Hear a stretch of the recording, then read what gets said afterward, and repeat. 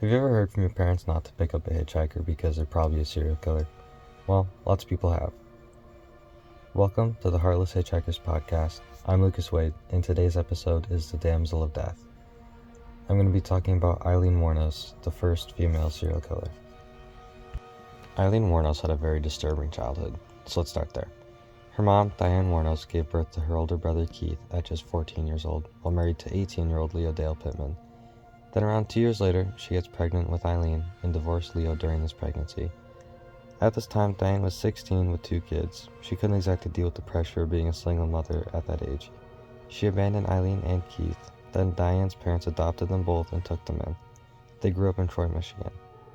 Eileen never got to meet her biological father, who was later arrested for child rape and died in prison by suicide. Eileen wasn't aware that her parents were really her grandparents until she was about 10 years old. This added more tension to an already unhappy household. Eileen's grandfather was very harsh, and once even made Eileen watch him drown a cat. She later stated that her grandfather both physically and sexually abused her and her brother during childhood. As young as 11 years old, she was offering sexual favors to the boys she knew if they would pay her or buy her cigarettes. This got her the name Cigarette Pig.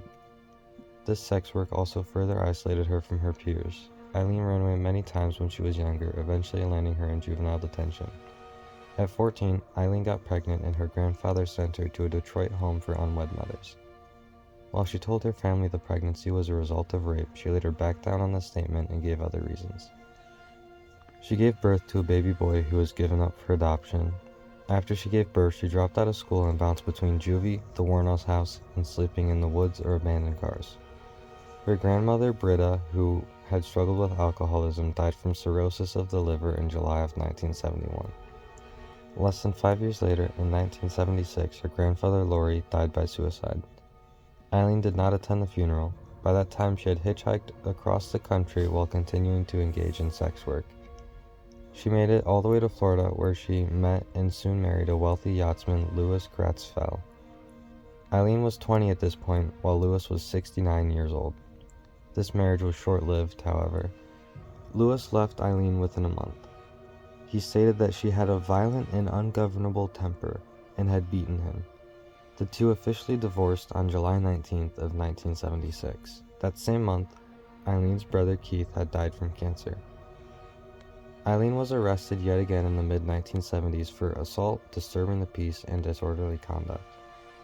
In the early 80s, she served time for armed robbery after she attempted to rob a convenience store while drunk.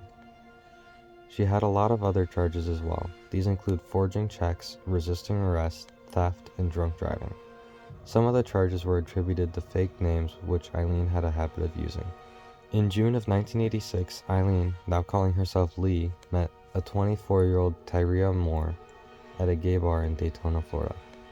The two then started an intense 4.5-year relationship and started living together. While Moore had various jobs as a housekeeper or a maid, Wuornos still engaged in sex work along the Florida highways.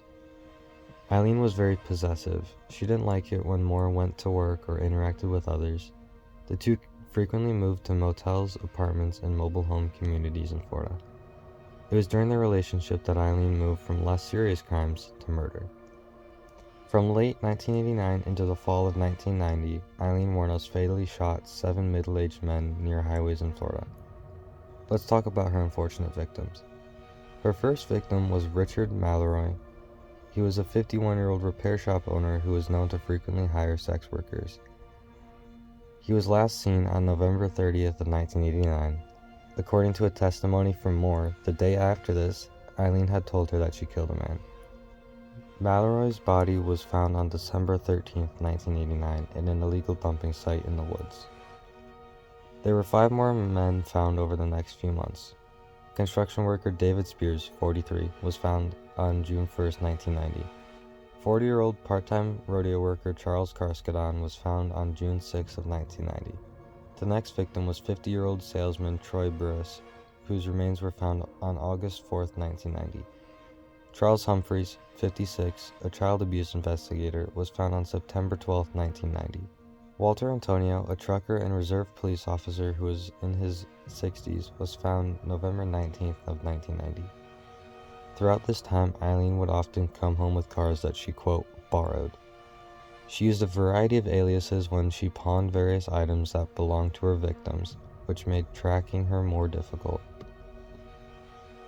In July 1990, her streak of luck finally ended when authorities examined the vehicle of Peter Seams, a 65-year-old who had gone missing the previous month.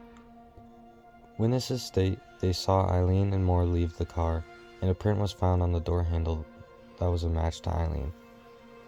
Next is going to be the arrest, trial, and conviction of Eileen Wuornos.